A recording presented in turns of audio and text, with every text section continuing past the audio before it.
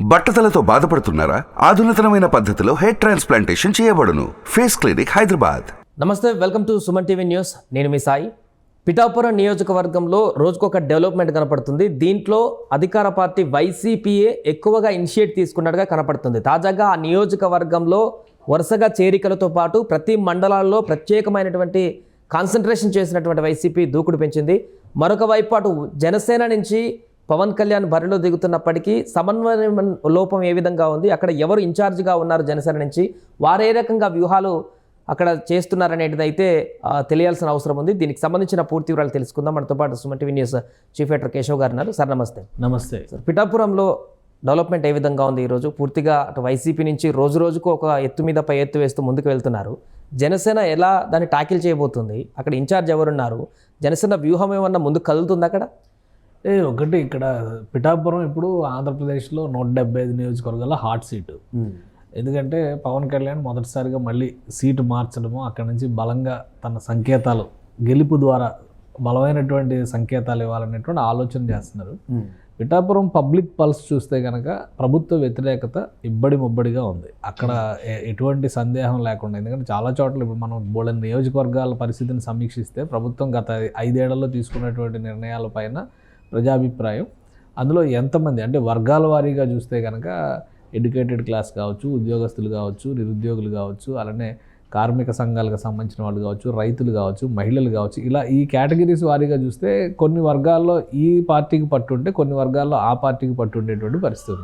అయితే పిఠాపురం కథ ఏంటంటే అది కొద్దిగా డిఫరెంట్ స్టోరీ. అది గతంలో 2009లో ప్రజారాజ్యం పార్టీకి గెలిపించుకున్నటువంటి విధానం కానీ, ఇప్పుడు పవన్ కళ్యాణ్ వస్తున్నటువంటి తరుణంలో 2 ఎన్నికల్లో అంటే 2 చోట్ల ఒకేసారి 2019 ఎన్నికల్లో ఓడిపోయిన తర్వాత ఆయన ఎలా అయినా గెలిపించాలనేటువంటి పట్టుదల కానీ జనసేన శ్రేణుల్లో ఉన్నటువంటి వాతావరణం ఉంది. అయితే పిఠాపురంలో జనసేన పార్టీ గెలవాలంటే ప్రధానంగా 3 అంశాలను దృష్టిలో పెట్టుకోవాల్సినటువంటి అవసరం ఉంది.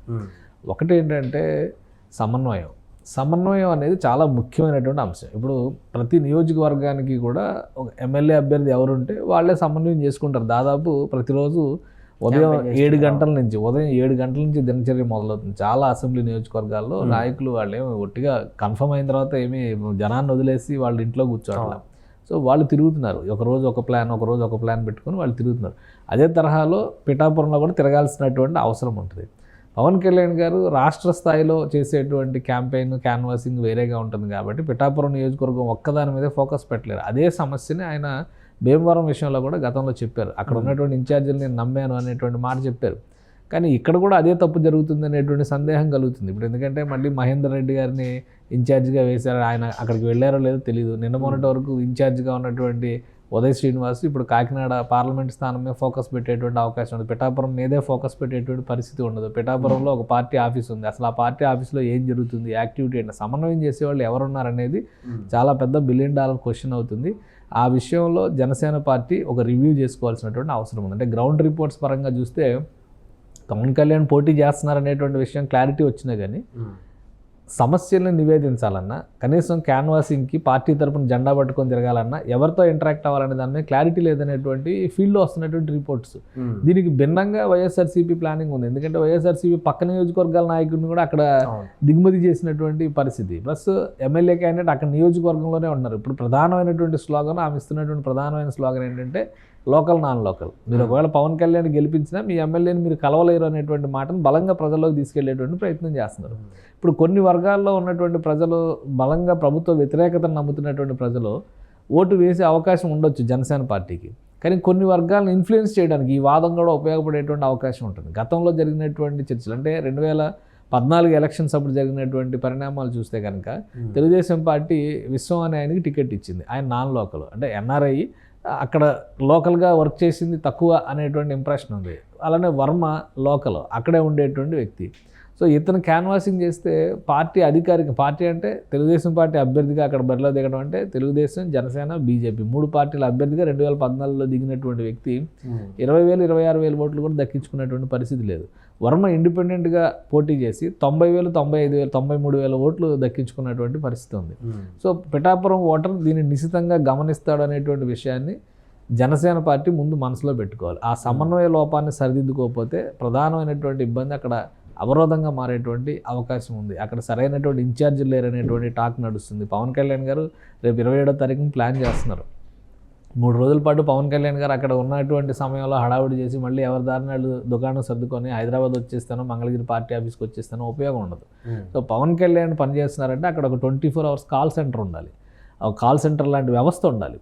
అక్కడ ఉండేటువంటి పార్టీలో ఉన్నటువంటి కార్యకర్తలు కావచ్చు, వాళ్ళందరూ కూడా సమస్య ఏంటి, ఏ ప్రాంతంలో ఏ సమస్య ఉంది, ఎవరు వెళ్ళాలి, ఎవరు పవన్ కళ్యాణ్ తరపున భరోసా ఇవ్వాలి, ఈ అంశాలన్నింటిపైన ఫోకస్ పెట్టాలి. మరి ఇంతవరకు మహేందర్ రెడ్డి గారు ఏదో పర్యవేక్షణ చేస్తారన్నారు, మరి ఆయన వెళ్ళారో లేదో తెలియదు. కనీసం ఇప్పుడు ఒక నియోజకవర్గం అనగానే మండలాల వారీగా ఉండేటువంటి నాయకులు, క్రియాశీల నాయకులు కీలక పాత్ర పోషిస్తారు. అలాంటి వాళ్ళకు బాధ్యతలు ఇచ్చి సమన్వయం చేసుకోవాల్సినటువంటి అవసరం ఉంటుంది. ఆ ప్రయత్నాలు లేవు. ఇప్పుడు వైసీపీ ఏం చేసింది, అందులో ఉన్నటువంటి 3 మండలాలకి 3 ఇన్ఛార్జీలుగా ఎమ్మెల్యే స్థాయి వ్యక్తులు నియమించింది. డైరెక్ట్గా మళ్ళీ ముద్రగడ పద్మనాభం గారిని ప్రత్యేక పర్యవేక్షణ కోసం దింపింది. మళ్ళీ రీజనల్ కోఆర్డినేటర్గా ఉన్నటువంటి మిథున్ రెడ్డి సమన్వయం చేస్తున్నారు. ద్వారంపూడి చంద్రశేఖర్ రెడ్డి, కురసాల కన్నబాబు, ఇంకోవైపు నుంచి దాడిశెట్టి రాజా, వీళ్ళు 3 చేస్తూ మళ్ళీ పైన పర్యవేక్షణకి ఈ బాధ్యతలన్నీ అప్పగించింది. సో కింది లెవెల్లో నిర్మాణం ఉన్నటువంటి పార్టీ కాబట్టి మండల స్థాయి నుంచి గ్రామ స్థాయి నుంచి ప్రజలు ఇంటింటికి వెళ్ళే వ్యవస్థ ఉంది. వాళ్ళకి ఇంటింటికి వెళ్ళే వ్యవస్థ ఉంది కాబట్టి ఈసారి పవన్ కళ్యాణ్ కాదు ఇక్కడ ఓటు వేసి గెలిపారు. ఇంకొక విషయం ఏంటంటే ఆసక్తికరమైంది, 2009 ఎలక్షన్ సమయంలో కూడా వంగాగీతకి ముందే అనౌన్స్ చేసిన టికెట్ కాదు అది. చివరి నిమిషం వరకు ఒక ట్విస్ట్లో నడిచింది. ఆఖరిలో ఆమెకు సీట్ అనౌన్స్ చేశారు. అనౌన్స్ చేసిన తర్వాత ప్రజారాజ్యం పార్టీని ఎలా అయినా గెలిపించుకోవాలని ఇంటింటికి తిరిగినటువంటి, అప్పుడు అభిమానంతో తిరిగినటువంటి కాపు సామాజిక వర్గం కావచ్చు, చిరంజీవి అభిమానులు కావచ్చు, తిరిగినటువంటి ఫలితమే ఆనాటి గెలుపు. కాబట్టి ఇప్పుడు అలాంటి ఆవేశం, అలాంటి ఆలోచన అక్కడ ఉన్నటువంటి స్థానికుల్లో ఉన్న దాన్ని సమన్వయం చేసుకునేటువంటి సామర్థ్యం జనసేనలో లేకపోతే మళ్ళీ ఫలితం రివర్స్లో వచ్చేటువంటి ప్రమాదం ఉంటుంది. మొదటి అంశంగా మనం దాన్ని చూస్తే, రెండో అంశం ప్రతికూలమైనటువంటి అంశం, అక్కడ ఉన్నటువంటి రెబల్ అభ్యర్థులు కావచ్చు, అసమ్మతివాదులు కావచ్చు. ఆల్రెడీ అసమ్మతివాదులందరినీ ఒక వేదిక పైకి వైసీపీ తీసుకొచ్చేసింది. లాస్ట్ టైం జనసేన పార్టీ తరఫున పోటీ చేసినటువంటి నాయకురాల దగ్గర నుంచి అక్కడ కాస్త ఇన్ఫ్లుయెన్స్ చేయగలిగేటువంటి జనసేన నాయకులు ఎవరున్నా కానీ ఒక్కొక్కరుగా మొత్తాన్ని ఒక టార్గెట్ పెట్టినట్టుగా వాళ్ళందరినీ ఏరివేసే కార్యక్రమం ఉన్నాడు. వాళ్ళందరినీ వైసీపీలోకి తీసుకొచ్చేటువంటి పని చాలా వేగంగా చేసింది వైసీపీ. సో దీనికి అడ్డుకట్ట వేసేటువంటి ప్రయత్నం జనసేనలో జరుగుతుందా లేదా అనేది ఒక పెద్ద బలమైన సందేహంగా నిలబడిపోయింది. సో అది ఎవరు దాన్ని పూరుస్తారు అనేటువంటి విషయంలో క్లారిటీ లేదు. తర్వాత మూడో అంశం, నియోజకవర్గం పరంగా పిఠాపురంకి జనసేన పార్టీ ఏం చేయబోతుంది. ఒక ఈక్వేషన్ సామాజిక వర్గాల లెక్క పవన్ కళ్యాణ్ వస్తే ఆహా ఓహో అంటారనేటువంటి మాట కాకుండా పిఠాపురం నియోజకవర్గానికి సంబంధించి యాక్షన్ ప్లాన్ ఏంటి, నియోజకవర్గ డిక్లరేషన్ అనేది ఒకటి ఉండాలి. నియోజకవర్గం చాలా గొప్పది, లేదంటే ఇప్పుడు వాళ్ళు చెప్తున్నట్టుగా ఆయన పుట్టారు ఈయన పుట్టారు అనేటువంటి చరిత్ర అవసరం లేదు. పిఠాపురం సంస్థానం గురించి చాలామందికి తెలుసు. ఒకప్పుడు స్వాతంత్రోద్యమం జరుగుతున్నటువంటి క్రమంలో కూడా పిఠాపురం సంస్థానం కవులకి, తెలుగు కవులకి, సాహిత్యానికి ఒక పందిరి లాంటిది అనమాట. కాబట్టి అవన్నీ ఇప్పుడు చెప్పుకోవడంలో ఉపయోగం లేదు. But vision document of Pithapuram Janasena party ఏ విధంగా డిక్లేర్ చేయబోతోంది, దాని మీద ఇంతవరకు ఒక క్లారిటీ లేదు. పవన్ కళ్యాణ్ వస్తారు గెలుస్తారు, పవన్ కళ్యాణ్ వస్తారు గెలుస్తారు, కానీ వచ్చి గెలిచి ఏం చేస్తారనే దాని మీద ఒక స్పష్టత ఉండాలి కదా. దీని మీద జనసేన పార్టీ ఏం వర్కౌట్ చేసింది అనేది ఈ 3 అంశాలని సమన్వయం చేసుకోకుండా కేవలం పవన్ కళ్యాణ్ అభ్యర్థిగా ప్రకటించినంత మాత్రాన పిఠాపురంలో గెలిచిపోతారంటే కుదరదు. రాజకీయం వేరు, సినిమా వేరు అనేటువంటి చర్చ పదే పదే జరుగుతుంది. రాజకీయం నడిపేటువంటి క్రమంలో జగన్మోహన్ రెడ్డి అనుసరిస్తున్నటువంటి వ్యూహాలు పకడ్బందీగా ప్రతి ఇంటి తలుపు తట్టే విధంగా ప్రయత్నం చేస్తున్నారు. నాకు మీరు ఓటు వేయండి అని నేరుగా, అంటే అది నిజమా అబద్ధమా లేదా ఆయన చేస్తున్నటువంటి క్యాన్వాసింగ్ ఎలా, కానీ ఆ మెకానిజం అలా క్రియేట్ చేసుకుంటూ వెళ్తున్నారు. అలాంటి బలమైనటువంటి ప్రత్యర్థిని ఎదుర్కొనేటువంటి క్రమంలో దానికి ధీటుగా వ్యూహాలు ఉండాల్సినటువంటి అవసరం ఉంది. జనసేన పార్టీ ఆ విషయంలో ఇప్పటి వరకు పర్ఫార్మెన్స్లో మాత్రం పాస్ మార్కులు కూడా దక్కించుకున్నటువంటి వాతావరణం లేదు. ఇప్పుడు పవన్ కళ్యాణ్ ఒక మాట చెప్తున్నారు, 175 నియోజకవర్గాలపైన కాలు పెట్టి వ్యూహం మిస్ అవ్వడం అనేది కరెక్ట్ కాదన్నారు. మరి మీరు ఎంచుకున్నటువంటి 21 నియోజకవర్గాలపైన మీ వ్యూహం ఏంటి, ఏ విధంగా గెలుస్తారు? అభ్యర్థి బలవంతుడు కానటువంటి పక్షంలో, అంటే ఇప్పటివరకు జనంలో బలం ఉన్నటువంటి నాయకుడు కానటువంటి చోట్ల ఎటువంటి వ్యూహంతో జనసేన పార్టీ గెలవబోతుంది? ఇప్పటికే ప్రచారం ఏం జరుగుతుంది, మిత్రపక్షాలు టీడీపీ ఇచ్చిన సీట్లన్నీ ఈజీగా గెలిచేయచ్చు అనేటువంటి సంకేతాలు వెళ్తున్నాయి. దీన్ని ఎలా బ్రేక్ చేస్తారు? అన్నిటికీ మించి అధికార పార్టీ ఒక మైండ్ గేమ్ అనుసరిస్తున్నటువంటి పరిస్థితి ఉంది. ఈ మైండ్ గేమ్ ఏ విధంగా ఉందంటే చివరి నిమిషం వరకు మేమే గెలుస్తాం అనేటువంటి ధీమాని చూపించడం ద్వారా ప్రజల్ని ఇన్ఫ్లుయెన్స్ చేస్తుంది. ఆ ప్రభావం నుంచి ప్రజలను మీరు బయటికి ఎలా తీసుకొస్తారు? వీటి మీద కూడా ఒక సరైనటువంటి నిర్మాణాత్మకమైనటువంటి ప్రణాళిక లేకుండా ఒక్క నియోజకవర్గం గెలవడం కూడా అంత ఈజీ కాదు. సో ఓన్లీ ప్రభుత్వ వ్యతిరేక ఓటు మీద ఆధారం చేసుకుని ఖచ్చితంగా మేము గెలిచేస్తాం అనేటువంటి ఆశ పెట్టుకోవడం అనేది సబబైన నిర్ణయం కాదు. ప్రభుత్వ వ్యతిరేక ఓటు ఉండొచ్చు, అసంతృప్తి ఉండొచ్చు, అసమ్మతి ఉండొచ్చు, ఎలా అయినా ఈ ప్రభుత్వాన్ని ఓడించాలనేటువంటి ఆలోచన ఉండొచ్చు. దాన్ని మొత్తాన్ని కూడా సమిష్టిగా సమన్వయం చేసుకునేటువంటి తత్వం కూటమిలో ఉండాలి, కూటమి నాయకత్వంలో ఉండాలి, మీరు ఎంచుకున్న నియోజకవర్గాల్లో ఉండాలి. అదే విషయం ప్రజల్లో మనసుల్లోకి వెళ్ళే విధంగా బలమైనటువంటి సంకేతాలు ఇచ్చే విధంగా ఒక వ్యూహరచన జరగాలి. ఆ సమన్వయం జరగట్లే. ఇప్పటికి కూడా పిఠాపురం నియోజకవర్గంలో తెలుగుదేశం పార్టీ నాయకుడిగా ఉన్నటువంటి వర్మను పిలిచి జనసేన పార్టీ నాయకత్వం సమన్వయంతో ఒక మీటింగ్ బలమైన నాయకుడుగా మేమంతా ఒకటే అనేటువంటి సంకేతం ఇచ్చినటువంటి పరిస్థితి లేదు. ఇవన్నీ డొల్లగా మారిపోయేటువంటి ప్రమాదం ఉంది. ఈ అంశాలపై ఇప్పుడు ఉదాహరణకి నాగబాబు లాంటి నాయకుడు ఉన్నారు, ఆయన అక్కడే క్యాంప్ వేయొచ్చు.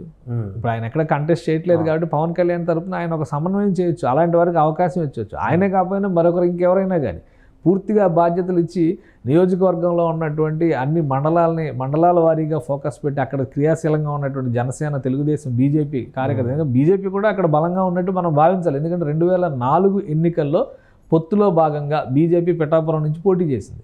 అంటే అంతో ఇంతో అక్కడ కేడర్ ఉండేటువంటి అవకాశం ఉంది. సో వీళ్ళ ఇంకోటి ఇప్పుడు సిట్టింగ్ ఎమ్మెల్యేగా ఉన్న పెండెం దొరబాబు ఆ రోజు బీజేపీ అభ్యర్థిగా పోటీ చేశాడు.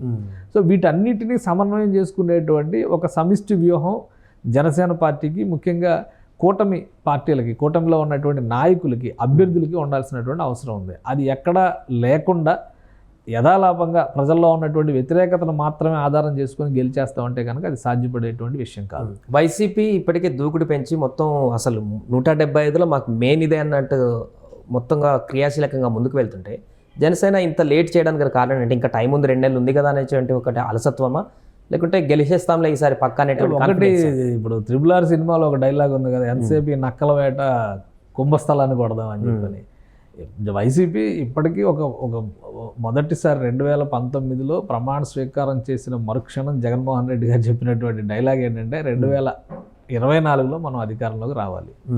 అలా ఏ సీఎం కూడా స్టేట్మెంట్ ఇచ్చినటువంటి పరిస్థితి లేదు. అంటే ఆయన వ్యూహం క్లియర్గా ఉంది. ఒక 2 సార్లు వరుసగా గెలవాలి, గెలవడం ద్వారా పదవిని పటిష్టం చేసుకోవాలనేటువంటి వ్యూహం ఉంది. ఆ ప్రణాళిక విపక్షాల్లో రావడానికి కొంత సమయం పట్టింది. కానీ ఈ పెద్ద నష్టపరిచే పొత్తులు అనేవి ఎన్నికల ముందరే జరుగుతాయి. ఎన్నికలకి ఒక 2 ఏళ్ల ముందర, 3 ఏళ్ల ముందర, 5 ఏళ్ల ముందర జరిగేవి కావు, ఎన్నికల ముందరే జరుగుతాయి.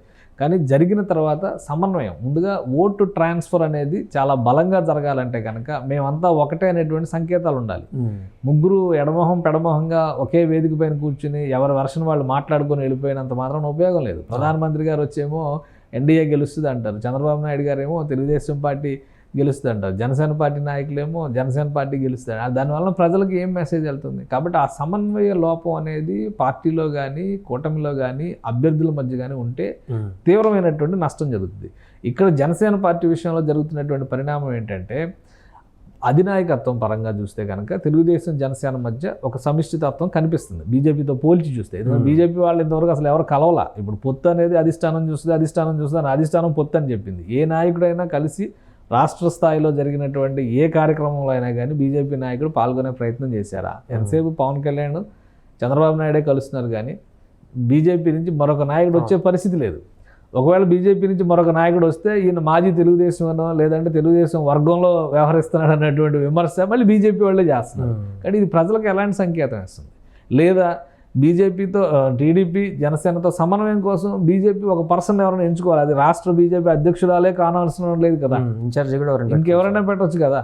ఎవరు లేరు. రాష్ట్రానికి ఒక 2 ఇన్ఛార్జీలు నియమించారు కదా. ఇన్ఛార్జీలు కూడా మామూలు వాళ్ళు కాదు. పశ్చిమ బెంగాల్ ఎన్నికలు ఎదుర్కొన్నాళ్ళు, కర్ణాటక ఎన్నికలు ఎదుర్కొన్నాళ్ళు. కాబట్టి అక్కడ వ్యూహ రచనలో వాళ్ళు కూడా బాగా తలపండిన ఉద్దండుల కింద మనం చూడాల్సి ఉంటుంది. కానీ ఎవరు ఆ సమన్వయ బాధ్యత తీసుకోవట్లేదు. పొత్తు గాలికి వదిలేసినటువంటి సంకేతాలు ఉన్నాయి. దీనివల్ల ఎక్కువ నష్టపోయేది జనసేన, టీడీపీ. కాబట్టి ఈ 3 అంశాలని సమన్వయం చేసేటువంటి బాధ్యత తీసుకోకుండా నియోజకవర్గాల్లో బలమైన సంకేతాలు ఇవ్వడం కష్టం. ఎక్కడైతే అసంతృప్త నాయకులు ఉన్నారో వాళ్ళని పిలిచి 4 గోడల మధ్య మాట్లాడడమే కాకుండా ప్రజల మధ్యకి తీసుకెళ్లి సమావేశాలు పెట్టాల్సినటువంటి అవసరం ఉంది. మేమంతా కలిసి ఉన్నాం అనేటువంటి విషయం ఇప్పుడు తిరుపతి విషయంలో జరుగుతుంది. ఆర్ఎన్ శ్రీనివాసుల పైన local non local issue same ఇదే కేటగిరీలో నడుస్తుంది. పవన్ కళ్యాణ్ స్టేచర్ ఎక్కువ కాబట్టి ఎక్కువ డిస్కస్ చేస్తున్నాం. ఆర్ఎన్ శ్రీనివాసుల పరిస్థితి కొంచెం తక్కువ కాబట్టి తక్కువ డిస్కస్ చేస్తున్నాం. కానీ నియోజకవర్గ ఓటర్కి ఏంటి అదే కదా కీలకం. ఇప్పుడు దీనివల్ల అడ్వాంటేజ్ పొందేది ఎవరు? మళ్ళీ వైసీపీ వాళ్ళే అవుతారు. ఇప్పుడు ఆల్రెడీ అక్కడ బొమ్మన కరుణాకర్ రెడ్డి ఆయన వారసుని బరిలో దింపారు. ఫస్ట్ ఎలక్షన్ కాబట్టి ఖచ్చితంగా గెలిచి తీరాలనేటువంటి తపనతో ఉన్నారు. ఇక్కడ ఈ సమన్వయ లోపం వాళ్ళకి అడ్వాంటేజ్ అయితే నష్టపోయేది ఎవరు? వీళ్ళే కదా. సో ఇలాంటి నష్టాలను నివారించుకోవాలంటే కూటమిలో సమన్వయం ఉండాలి. సమన్వయం లేకుండా చేసేటువంటి ప్రకటనలు కానీ, సమన్వయం లేకుండా చేసేటువంటి సభలు కానీ ఫలితాలను ఇచ్చేటువంటి అవకాశం ఉండదు. సో ఫైనల్గా అంటే ఇప్పుడు జరుగుతున్నటువంటి పరిణామాలు చూస్తుంటే పిఠాపురంలో రాబోయే ఎన్నికలలో ఫలితాలు ఏ రకంగా ఉండేటువంటి అవకాశం ఉంది? పవన్కి మరొకసారి ఇలానే కొనసాగితే, ఇప్పుడున్నటువంటి పరిస్థితి కొనసాగితే మరొకసారి ఆ పరాభవం తప్పేటువంటి అవకాశం లేదు. పవన్ కళ్యాణ్ని పిఠాపురంలో ఓడించడం అనేది అసాధ్యం. 100% చేసేటువంటి ప్రయత్నాలకి మరొక 100% అంటే 200% ప్రయత్నాలు చేయగలిగితే పవన్ కళ్యాణ్ ఓడించగలుగుతారు. ఎందుకు అంటే ఇప్పటివరకు అన్నీ చెప్పి ఇంత గ్యాప్స్ ఉన్నాయంటూ మళ్ళీ ఎందుకు ఓడించలేరు అని చెప్పని అంటున్నారంటే, పవన్ కళ్యాణ్ మీద ఉన్నటువంటి ఈ 10 years నుంచి ఆయన కష్టపడినటువంటి విధానం పైన ఉన్న పాజిటివ్ ఓటు. ఇంకోటి పిఠాపురం నియోజకవర్గంలో గత కొంతకాలంగా ఒక క్యాన్వాసింగ్ జరిగింది. పవన్ కళ్యాణ్ ఇక్కడ బరిలో దిగితే గెలిపించే బాధ్యత మనం తీసుకుందాం అనేటువంటి రీతిలో ప్రచారం విస్తృతంగా జరిగింది. ఒకవేళ పవన్ కళ్యాణ్ దిగితే, లేదు జనసేన పార్టీ అభ్యర్థికి ఓటు వేద్దాం అనేటువంటి విషయంలో ఒక పాజిటివ్ వేవ్ అనేది పిఠాపురంలో ఉంది. మూడవది ప్రభుత్వ వ్యతిరేక ఓటు అనేటువంటి అంశం. ప్రభుత్వ వ్యతిరేకత, ప్రభుత్వంతో వచ్చినటువంటి కొన్ని సమస్యల కారణంగా పిఠాపురంలో ఉన్నటువంటి ఓటర్లు ప్రత్యామ్నాయం వైపు చూస్తున్నారు. ప్రత్యామ్నాయాన్ని చూసేటువంటి క్రమంలో బలమైన నాయకుడు, రాష్ట్ర స్థాయి నాయకుడు, జనాకర్షణ ఉన్నటువంటి నాయకుడు, జాతీయ స్థాయి పార్టీలను కూడా ప్రభావితం చేయగలిగినటువంటి నాయకుడు పవన్ కళ్యాణ్ వస్తున్నాడంటే ఆయనకు ఓటు వేయడానికి ప్రజలు సిద్ధంగా ఉన్నారు. ఓటు వేయించుకునే సామర్థ్యం జనసేన పార్టీ నాయకత్వానికి, కూటమికి ఉండాల్సినటువంటి అవసరం ఉంది. అది చాలా స్పష్టమైనటువంటి అంశం. ఆ ప్రయత్నం చేస్తే సక్సెస్ అవుతారు. ఆల్రెడీ వైసీపీ అది గమనించింది కాబట్టి మిగతా నియోజకవర్గాల కంటే పిఠాపురం ఒక స్పెషల్ కేసుగా తీసుకున్నటువంటి పరిస్థితి. అక్కడ ఒక వ్యూహాన్ని, అంటే ఒక చతుర్ముఖ వ్యూహాన్ని అమలు చేస్తున్నటువంటి పరిస్థితి ఉంది. గ్రౌండ్ లెవెల్లో ఉన్నటువంటి క్యాడర్ని సమాయత్తం చేయడం, అలానే అవతలి పార్టీలో ఉన్నటువంటి అసంతృప్తిని తనకు అనుకూలంగా మార్చుకునేటువంటి ప్రయత్నం చేయడం, గతంలో కీలక పాత్ర పోషించినటువంటి నాయకుల్ని తీసుకొచ్చి ఇక్కడ ప్రచార బాధ్యతను అప్పగించేటువంటి ప్రయత్నం చేయడం, అలాగే సోషల్ ఇంజనీరింగ్, సామాజిక అంశాలను దృష్టిలో పెట్టుకొని ఒక కాపు, అలానే ఒక మత్స్యకార, అలానే ఇతర వర్గాలకు సంబంధించినటువంటి వాళ్ళని ఇలా సమన్వయం చేసుకుంటూ ఈ 4 ఈక్వేషన్స్ని చేస్తూనే ఒక మైండ్ గేమ్ ఆడుతుంది. ఇక్కడ గెలిచేది మేమే అనేటువంటి మాట బలంగా చెప్తుంది. Pawan Kalyan non local. పవన్ కళ్యాణ్ తరపున మీరు ఏదైనా ఒక సమస్యని విన్నవించాలంటే ఎవరికి చెప్పాలి చెప్పండి, ఎవరున్నారో చెప్పండి, ఈ క్వశ్చన్స్ అడుగుతున్నారు. దానికి ప్రజలు కూడా ఓటు వేద్దాం అనుకున్న వాళ్ళు కూడా సమాధానం చెప్పలేని పరిస్థితి ఉంది. కొన్ని ఫీడ్బ్యాక్లు చూస్తుంటే ఆశ్చర్యం వేస్తుంది. ఏదేమైనా ఈసారి మేము పవన్ కళ్యాణ్కి వేస్తామని చెప్తున్నారు. ఎందుకంటే వాళ్ళ దగ్గర రీజన్స్ లేవు. ఎందుకు వేస్తున్నారంటే రీజన్స్ లేవు. అవతల వాళ్ళ మీద ఉన్న కోపం కొద్దీ పవన్ కళ్యాణ్ ఎంచుకుంటున్నారు తప్పితే పవన్ కళ్యాణ్ ఇందులో బెస్ట్, లేదా జనసేన ఈ పనులు చేయడం వల్ల మాకు నచ్చింది, అందుకే మేము పిఠాపురంలో ఓటేస్తామని చెప్పడానికి జనసేన ఆప్షన్ కల్పించాలి. ఆ ప్రయత్నం జరగకపోయినా కానీ ఓటర్ మనసులో మాత్రం ఈసారి ప్రత్యామ్నాయం కోసం పవన్ కళ్యాణ్ గెలిపించాలి. 2 చోట్ల ఓడిపోయాడు, 10 ఏళ్ళు అయినా కానీ రాజకీయం చేస్తూనే ఉన్నాడు, ప్రజల్లో తిరుగుతూనే ఉన్నాడు. ఆయన చేసేటువంటి రాజకీయాల్లో అవినీతి లేదు, వేరే రకమైనటువంటి విమర్శలు లేవు. సో వ్యక్తిగతమైనటువంటి దాడులు మినహా, వ్యక్తిగతమైనటువంటి అంశాల ప్రస్తావనల మినహా మిగతా అంశాలు ఏమీ లేవు అనేటువంటి సానుభూతి పవన్ కళ్యాణ్ మీద ఉంది.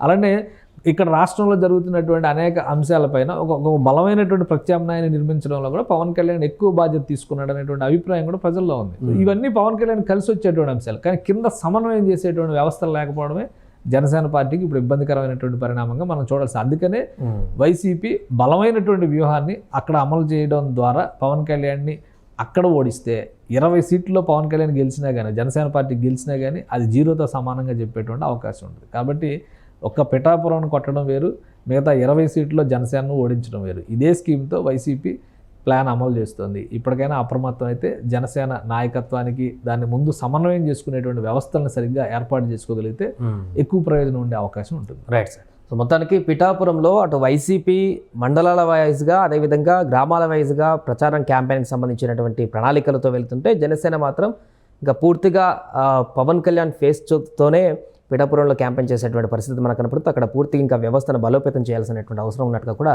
కనపడుతుంది. సుమన్ టీవీలో మీ పర్సనల్ అండ్ బిజినెస్ ప్రమోషన్స్ కోసం కింది నెంబర్కి కాంటాక్ట్ చేయండి.